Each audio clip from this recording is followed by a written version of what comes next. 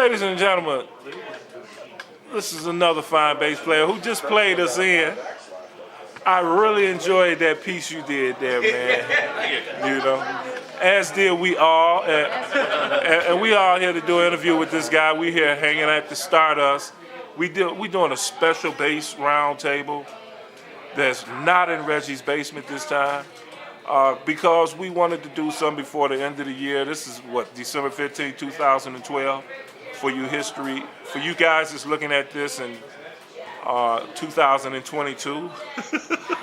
We wanted to do this away from the basement and invite more bass players, and we got a lot of bass players in here that's going to help us do this interview with this fine bassist. And we have with us Chris. We got Chris. Cynthia Lewis. We got Cynthia. Benny, Nicole. Buckaroo. We also have Reginald, who put this thing together. Thank you very much, Reggie. Carolyn Stallworth. We have Carolyn Stallworth, who just joined us, and she does not have a bass in her hand. Oh, okay. You got bass in your heart. Yeah. Paul and Stack. We also have who? Paul and Stack. We also have John Sargent. and John LaBelle. and so also Don Max. and we also have Rick Page. Rick Page, Kyle Austin, and they are going to assist with this interview with my man Paul. Now, Paul, the first question I like to ask people after they play us in the hot seat on the stage over there, when did you start playing the bass and why?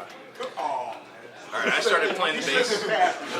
I started playing the bass when I was 16 years old, and this was in the mid '80s. And the reason why was actually a band called Guns N' Roses, and not because of the bass player from Guns N' Roses. I was singing in a band with some friends of mine, and they wanted to do all these Guns N' Roses songs, and I couldn't sing that high. Okay. And we didn't have a bass player, so I figured I better learn an instrument real quick, or they're going to kick me out of this band. Okay. So I picked up the bass, and I've been playing it ever since. Wow. How long you think you've been playing the bass? 22 years. Wonderful, man. Wonderful. And what kind of bass is that you got in your hand, man? This is a bass I lovingly call the Beast. It's an LTD. It was super cheap. It feels amazing. I've upgraded the pickups in it, put it in the Victor Wooten set, and then I strung it with flat-lons, which is kind of weird because the pickups are real high-end and have tons of brightness, yet the strings are really dull and thuddy. Wow. This is my second time seeing a P-style bass with two pickups. That's a special day for me because I don't usually get to see these, you know. Okay, so tell me who were some of your favorite bass players, man. Well, back before I even knew what the bass was, growing up, I used to steal my dad's Beatles records, so Paul McCartney. My mom also had a big box of Motown 45s, so James Jamerson. Some more modern guys, I love Tony Levin, bassist for Peter Gabriel. When I was studying jazz, I was big into John Patitucci and went through a big Victor Wooten phase where I had to try and play a million notes a second and realized that I will never do that. Exactly. I'm the same way. You know, and keep coming back to people who just, you know, throw down the groove. Michelle Indeggio, cello. I'm trying to think. Lately I've been into a jazz cat named Yannick Wisdala, who plays a 5-string and just as amazing. And he actually has an instructional site that I've been taking lessons from. Very cool. Oh, well, what if, he has an instructional site. What if we wanted to check it out? His instructional site is videobasslessons.tv. Okay, cool. We might check that out. Yeah.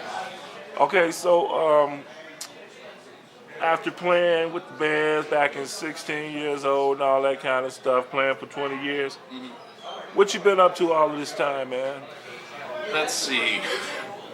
I think I've played with every style of band that does every style of music there is. I've played in country bands, rap bands, rock bands. I did a polka band once. I actually played bass in a North Indian sitar band Awesome. So a little bit of everything.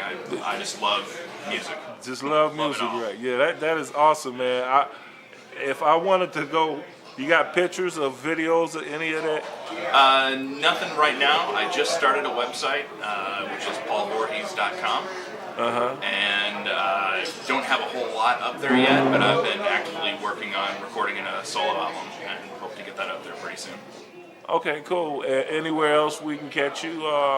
We want to listen to your stuff. Facebook, Let's see. YouTube. If you look up the band, the Gita Cult Orchestra, GITACULT Orchestra, on Spotify, you can listen to us there, and I think we're still on iTunes as well. That was the Hindustani band I played with. Oh, okay. That would be awesome, man. Okay, so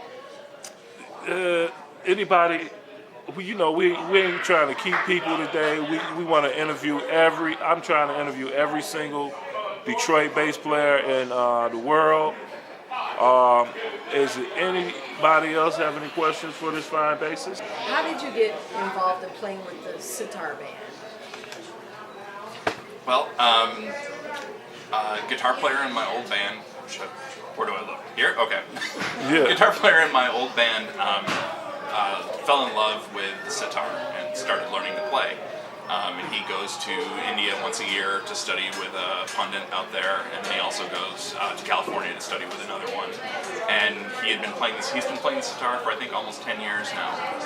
And he lived in a college town, so he got a bunch of different ethnic musicians, and he says, "Hey, I need a bass player." And so I showed up, and very interesting. Yeah, see, it was meant to be. Yeah. Anybody else got any questions for this fine bassist? How much you want to sell your strings for? That's an inside joke, people. Y'all don't get it. We'll work something out. All right, so like I said, I didn't want to keep you. In fact, I want you to play some more for us, but before you play us out, is there anything that you'd like to say or project here or on behalf of Detroit bass players? I am happy to be a part of this great group, and I've met so many awesome people already. And if you're a bass player and you're watching this, I encourage you to come check it out. Awesome, I concur. All right, ladies and gentlemen, that was Mr. Paul Voorheis, or Voorheis? Voorhees. Voorheis, I was right the first time. All right, so now he's gonna play us something out, man. Thank you for being with us, man.